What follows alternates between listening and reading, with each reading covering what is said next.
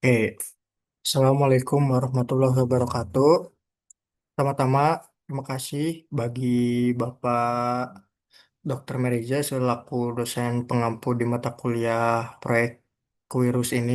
Di sini saya izin akan mempresentasikan bisnis plan dari saya yang bernama Brand Timeless Manner yang bergerak di bidang fashion.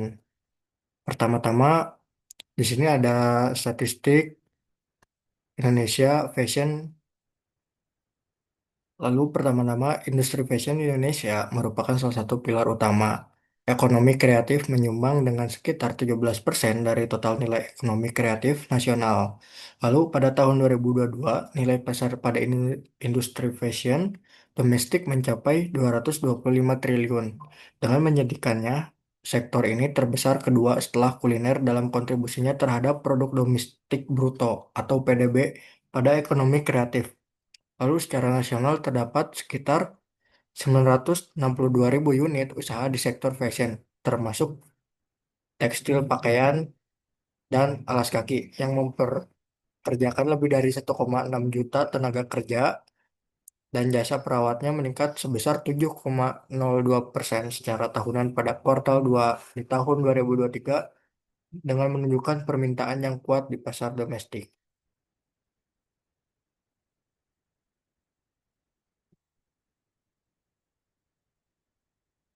Lalu di sini ada tren fashion di Jawa Barat atau Bandung, di mana industri fashion berkembang pesat dengan dukungan dari pusat-pusat produksi tekstil dan konveksi di Bandung dan sekitarnya. Kota Bandung juga dikenal sebagai salah satu pusat mode Indonesia dengan banyaknya desainer lokal dan merek fashion yang bermunculan, serta dukungan dari pemerintah daerah dalam bentuk pelatihan dan fasilitas produk. Berdasarkan data, pada tahun 2024, nilai pasar industri fashion di Jawa Barat diperkirakan mencapai 40 triliun dengan menyumbang sekitar 20% dari total ekonomi kreatif provinsi tersebut. Industri ini juga menjadi penyerap tenaga kerja yang besar dengan lebih dari 50.000 unit usaha dan 200.000 tenaga kerja yang terlibat mulai dari produksi hingga distribusi dan pemasaran. Lalu di sini ada masalahnya, yang dimana masalahnya itu kurangnya akses terhadap produk fashion berkualitas dengan harga terjangkau, terutama di daerah-daerah terpencil. Selain masih banyak pelaku usaha kecil dan menengah UKM yang kesulitan dalam memasarkan produk mereka secara luas karena keterbatasan akses pada platform digital dan kurangnya pengetahuan tentang tren pada pasar. Lalu masyarakat juga kesulitan mengikuti tren karena harga produk fashion berkualitas cenderung mahal, sementara alternatif murah seperti pakaian bekas impor justru memicu masalah lingkungan dan persaingan yang tidak sehat. Lalu di sini ada potensi pasar, yang dimana potensi pasarnya pada industri fashion di Indonesia sangat besar. Pada tahun 2024, nilai domestik industri fashion diproyeksikan mencapai lebih dari 125 triliun dengan pertumbuhan tahunan rata-rata sebesar 4,26% hingga tahun 2029. Selain itu, konsumsi fashion di Indonesia meningkat sebesar 18,2% dengan total konsumsi mencapai 300 triliun dengan menunjukkan peluang besar bagi mereka yang menargetkan di segmen ini.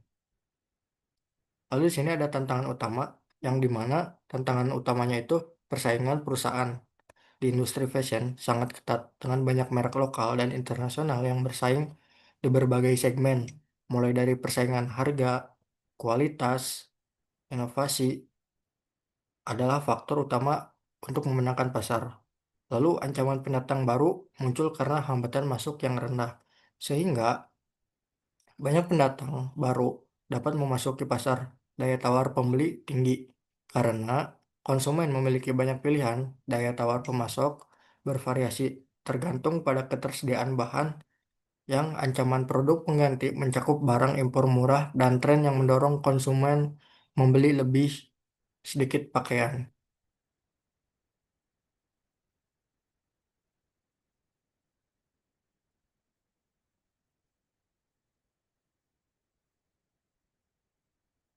Lalu di sini ada eksternal dan internal.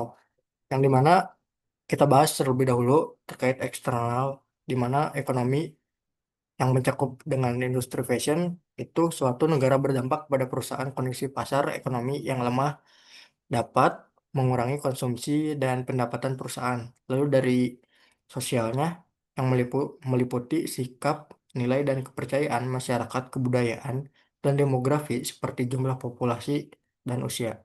Lalu pada teknologinya, adanya perkembangan teknologi memiliki dampak signifikan terhadap daya saing perusahaan.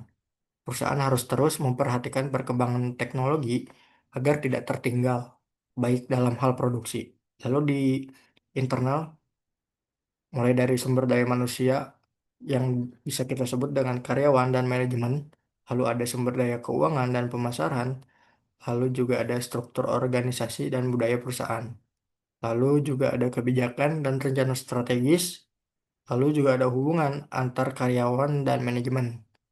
Lalu juga ada teknologi internal dan infrastruktur. Dan yang terakhir, yaitu ada citra perusahaan dan ekuitas merek.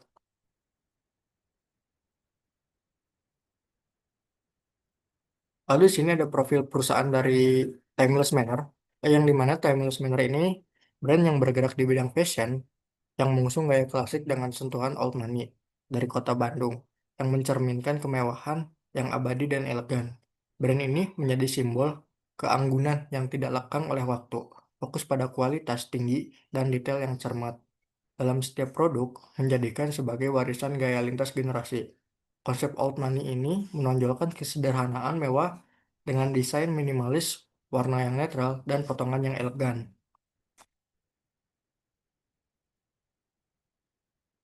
Lalu di sini ada visi dan misi dari Timeless Manner, yang dimana Timeless Manner menjadi brand fashion dan lifestyle yang terkemuka dalam menghadirkan gaya klasik old money yang abadi dan elegan, sehingga mampu menginspirasi dan memenuhi kebutuhan konsumen yang menghargai kemewahan yang sederhana namun bermakna, serta menjadi simbol prestis dan kualitas tinggi, tahan lama di pasar nasional dalam lokal brand nasional. Lalu di sini juga ada misi, di mana misi dari Timeless Manner ini yang pertama menyediakan produk fashion dan lifestyle dengan desain klasik yang timeless dan elegan. Lalu yang kedua, menggunakan bahan berkualitas premium terbaik untuk menghasilkan produk yang bernilai tinggi. Lalu yang ketiga, menjaga keaslian konsep old money dengan menonjolkan kesederhanaan yang mewah. Dan yang terakhir, memberikan pelayanan pelanggan yang personal dan eksklusif. Lalu di sini ada pesaingnya, yang dimana mulai dari brand Signor. Signor ini adalah brand asal Indonesia yang memiliki konsep dengan gaya klasik, di mana brand Signor ini juga memiliki konsep seperti Loro Piana. Brand Signor telah berdiri pada tahun 2022. Di sini ada kelebihan dan kekurangan dari brand Signor. Yang pertama itu adanya kualitas yang tinggi. Signor ini dikenal dengan standar kualitas yang tinggi dan perhatian terhadap detailnya. Konstruksi produk, mereka juga mengutamakan kualitas bahan dan pemotongan. Lalu di sini ada kekurangannya, yang dimana kekurangannya itu kurangnya informasi pada feed sosial media Instagram mereka. Tidak hanya banyak keterangan detail tentang bahan, ukuran, atau harga di setiap postingan. Konsumen harus mencari informasi lebih dalam. Lalu yang kedua yaitu ada brand pesaing dari Timeless Manor yaitu Balvain. Balvain tersendiri ini juga brand asal Indonesia yang berasal dari Jakarta, memiliki konsep sama gaya klasik, di mana brand Balvain ini telah berdiri pada tahun 2019. Di sini ada kelebihan dan kekurangannya juga, di mana kelebihannya terlebih dahulu inspirasi fashion dengan memberikan inspirasi mix and match baik untuk outfit formal maupun kasual, sehingga memudahkan konsumen dalam memilih gaya. Lalu di mana kurangnya edukasi terhadap konten fashion, belum banyak menghadirkan konten edukasi seperti tips padu padan, perawatan pakaian, atau insight tren fashion pria. Konten ini sangat efektif untuk membangun engagement dan menambah value bagi followers pada brand Balvain. Di sini ada SWOT dari Timeless Manner, yang dimana terlebih dahulu membahas tentang strength-nya dulu, di mana kualitas bahan premium dengan fokus pada pakaian klasik elegan. Lalu, lalu yang kedua, yaitu ada brand positioning yang jelas dengan mengadopsi gaya old money dan klasik modern. Timeless Manor juga memiliki positioning yang jelas di pasar fashion dengan membedakan diri dari fast fashion dan tren musiman. Lalu juga ada weakness-nya, yang dimana yang pertama, tingginya persaingan harga dalam industri fashion. Lalu yang kedua, harga produk relatif tinggi. Dan yang terakhir, yaitu ada risiko terlihat kaku atau kurang inovatif. Fokus pada desain, klasik, dan timeless dapat membuat brand Timeless Manor ini dianggap kurang inovatif oleh konsumen. Mudah yang mencari sesuatu yang baru atau berbeda. Lalu di sini ada opportunity. Yang pertama, kolaborasi dengan influencer atau sejenis kolaborasi dengan public figure atau brand yang memiliki citra serupa dapat memperluas jangkauan pasar dan meningkatkan brand awareness pada timeless manner. Lalu yang kedua, meningkatkan reputasi dan branding sebagai brand fashion yang klasik dan kualitas produknya sangat terjamin. Dan yang terakhir yaitu ada meningkatkan minat fashion klasik, tren fashion vintage dan klasik sedang naik daun, terutama di kalangan milenial, milenial dan Gen Z yang mencari keunikan dan nilai sejarah dalam pakaian pria atau pakaian mereka. Lalu di sini juga ada yang terakhir, trade-nya, di mana kenaikan harga bahan baku premium. Lalu yang kedua, perubahan preferensi yang cepat. Trend fashion yang cepat berubah dapat membuat konsep klasik old money terlihat kurang dinamis dikarenakan banyaknya inovasi dari produk-produk yang ada. Lalu yang terakhir yaitu ada produk tiruan, di mana produk KW atau tiruan yang menawarkan gaya serupa dengan harga yang lebih murah dapat mengurus pasar pangsa pasar.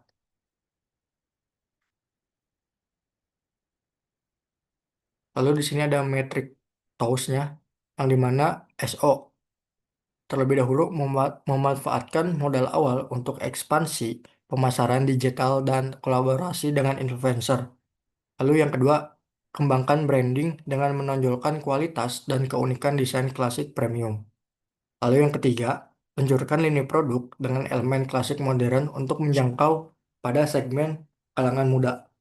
Lalu di sini juga ada WO, weakness dan opportunity. Yang dimana yang pertama yaitu gunakan pendekatan kolaboratif untuk menekan biaya pemasaran. Lalu yang kedua, ciptakan produk turunan atau koleksi spesial edisi untuk memberikan kesan eksklusif namun tetap inovatif.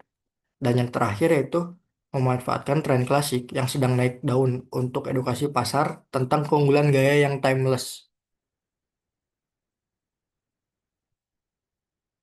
Lalu di sini juga ada ST, strength dan trend. Yang dimana yang pertama, lakukan adaptasi tren moderat tanpa mengorbankan positioning pada brand. Lalu yang kedua, fokus pada kualitas dan orisinilitas untuk mengurangi efek terhadap produk tiruan. Lalu ada WT, weakness dan threat, di mana yang pertama itu tawarkan artikel atau varian lebih personal untuk mengakomodasi ekspresi pada pribadi konsumen tersebut. Lalu yang kedua, adanya inovasi pada kemasan dan storytelling untuk tetap relevan di era yang cepat berubah ini. Lalu di sini ada segmentasi pasar. Yang pertama, mulai dari geografisnya terlebih dahulu. Timeless Manor ini fokus pemasaran di kota-kota besar seperti Bandung, Jakarta, dan di mana minat terhadap fashion klasik dan premium tinggi di distribusi dapat diperluas ke wilayah lain melalui penjualan online dan pop-up store di pusat pembelanjaan atau event fashion.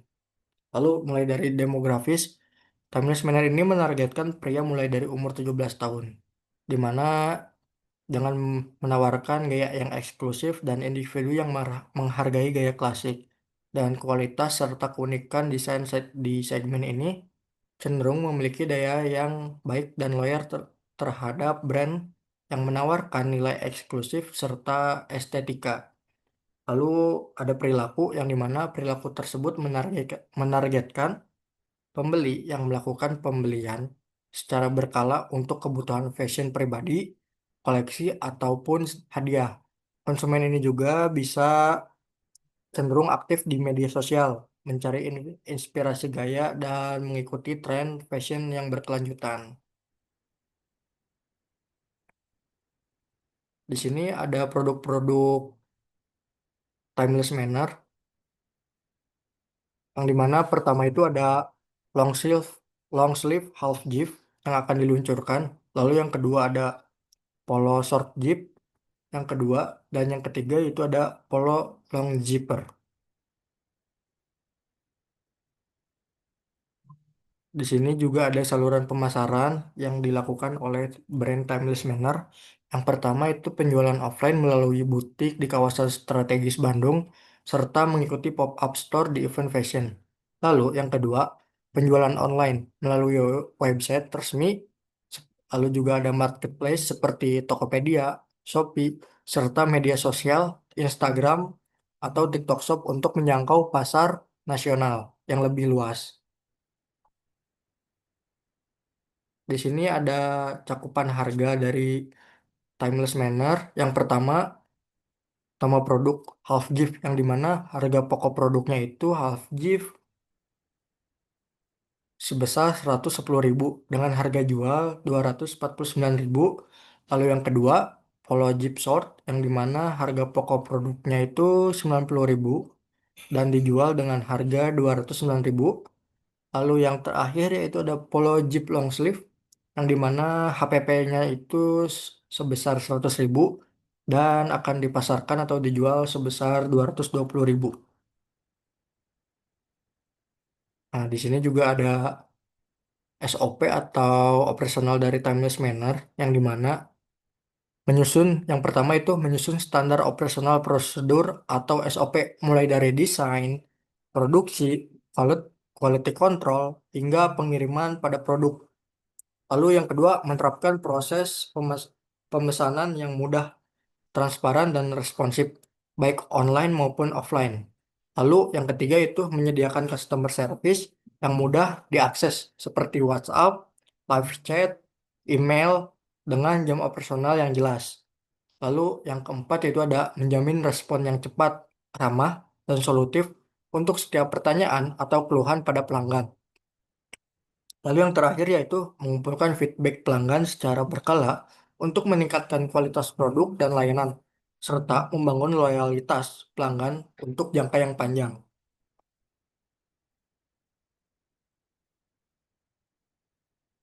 Lalu di sini juga ada sistem promosi dari Timeless Manner yang dimana strategi inovasi promosi Timeless Manner yang pertama kolaborasi dan influencer fashion atau komunitas. Lalu yang kedua partisipasi di event fashion atau pop up market atau bazar. Lalu yang ketiga, aktif mengikuti fashion, pameran fashion seperti pop-up market dan event komunitas seperti Indonesia Fashion Week atau bazar lokal untuk memperkenalkan produk Timeless Manner secara langsung dengan membangun relasi dan memperluas jaringan pada pasar pelanggan. Lalu juga adanya storytelling berupa visual dan konten digital. Dan yang kelima yaitu ada membuat konten visual menarik di media sosial yang menonjolkan cerita di balik koleksi-koleksi di setiap artikelnya.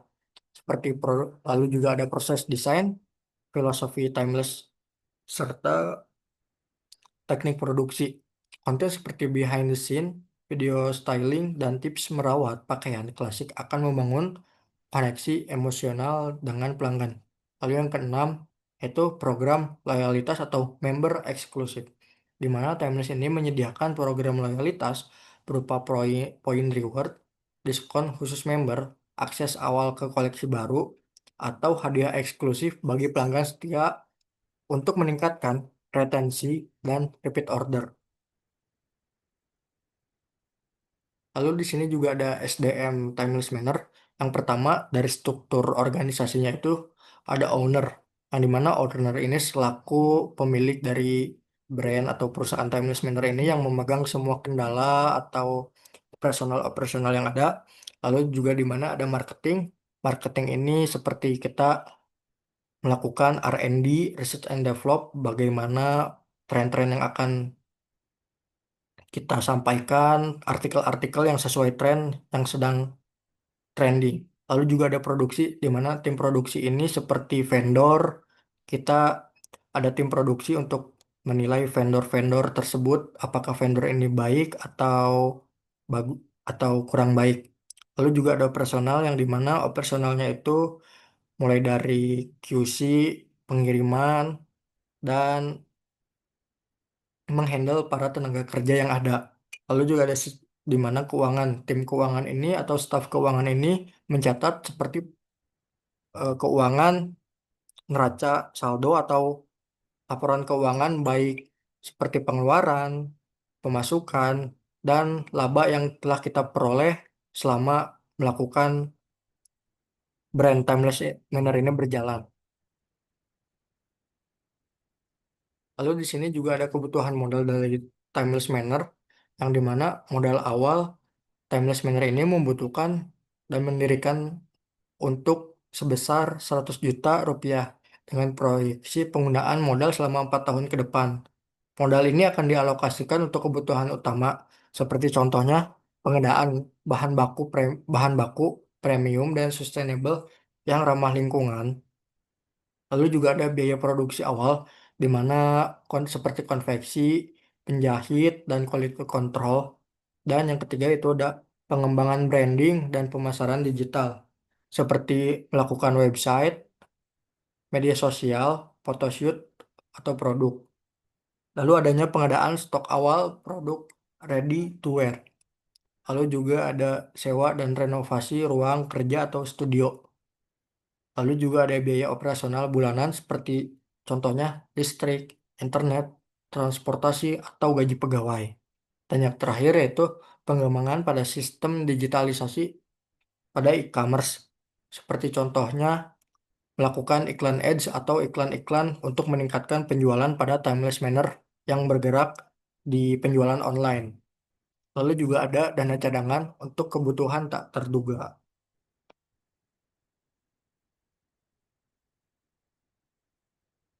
Lalu di sini ada rasio keuangan yang dimana pada tahun pertama itu modal pada 100 juta, lalu dikurang 40 juta yang dimana 40 juta itu untuk kebutuhan lain-lain.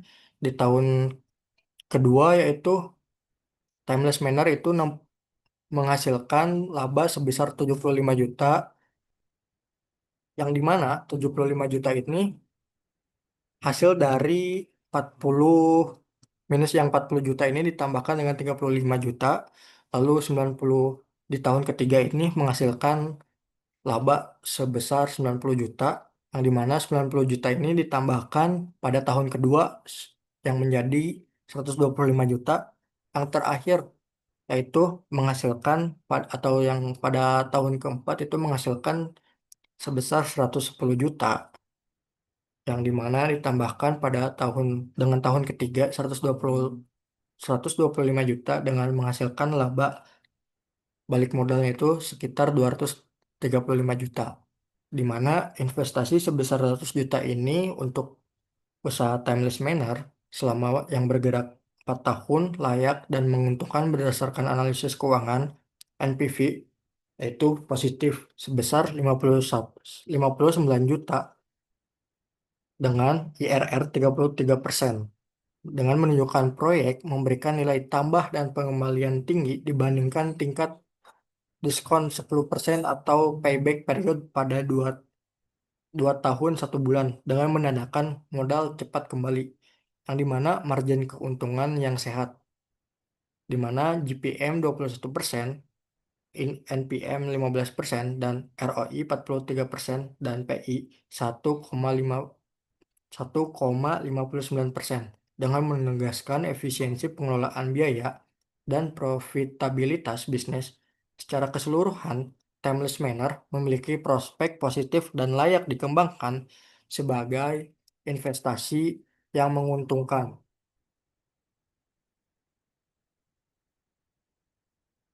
Lalu di sini juga ada packaging-packaging dari Timeless Manner yang dimana Timeless Manner ini memiliki packaging mulai dari paper bag. Paper bag ini kita berikan untuk bonus melalui penjualan offline atau apabila kita melakukan atau mengikuti event-event pada bazar.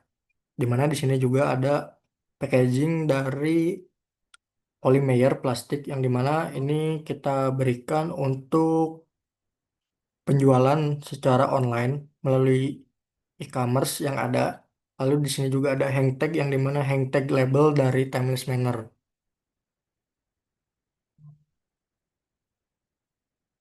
Lalu di sini juga ada kelayakan bisnis dari Timeless Manner berdasarkan kriteria Timons, yang dimana kriteria kebutuhan dan keinginan konsumen.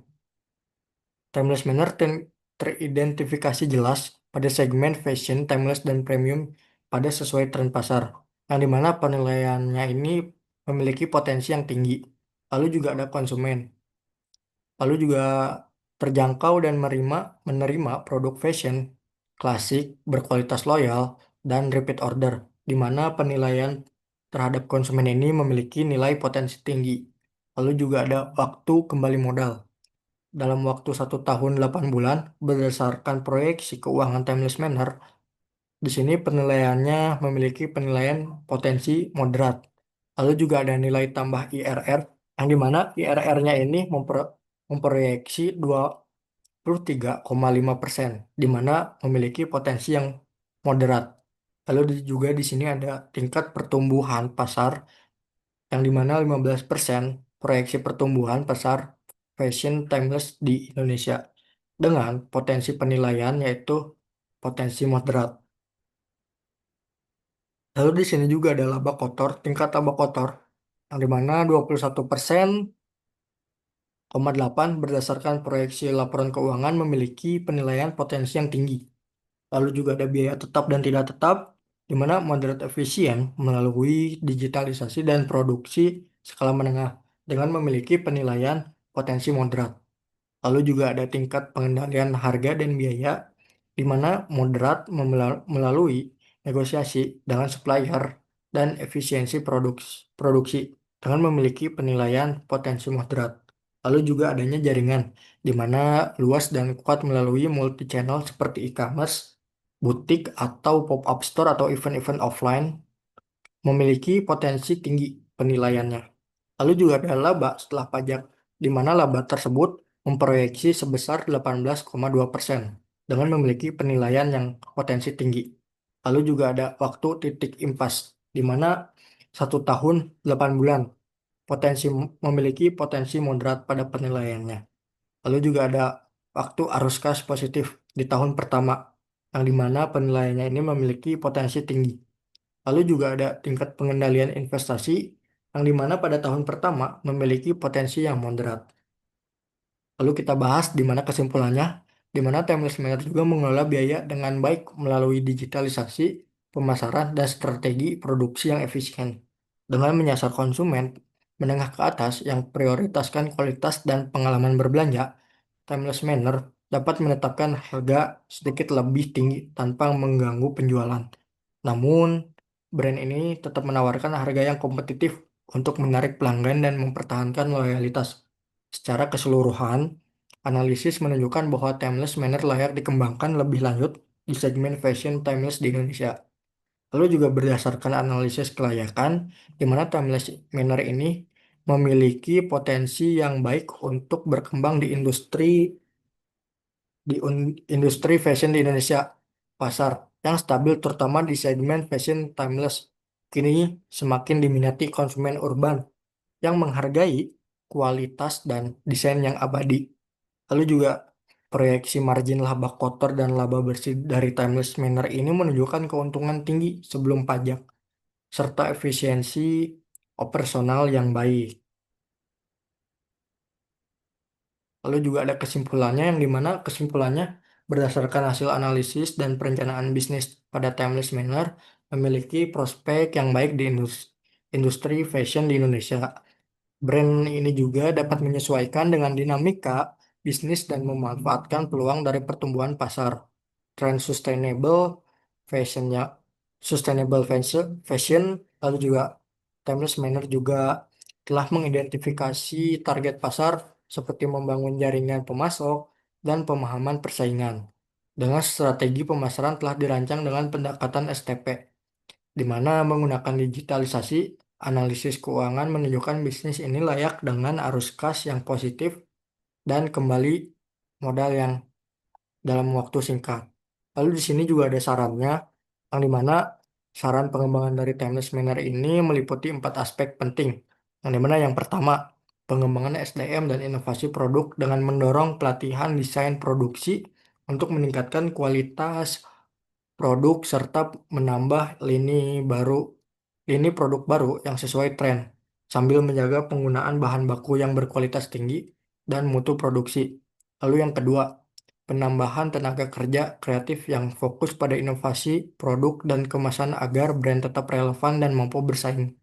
Lalu yang ketiga, mengoptimalisasikan digital marketing dan e-commerce dengan memaksimalkan media sosial untuk meningkatkan brand awareness, lalu juga membangun komunitas pelanggan yang loyal, serta memperluas pasar melalui platform e-commerce dan peningkatan pengalaman penggunaan di website resmi Timeless Manner. Lalu yang terakhir, atau yang keempat, melakukan analisis pasar secara berkala untuk memahami perubahan tren dan preferensi konsumen, sehingga Timeless Manner dapat terus beradaptasi dan mempertahankan posisinya sebagai pilihan utama di segmen fashion timeless yang mengutamakan kualitas dan desain abadi.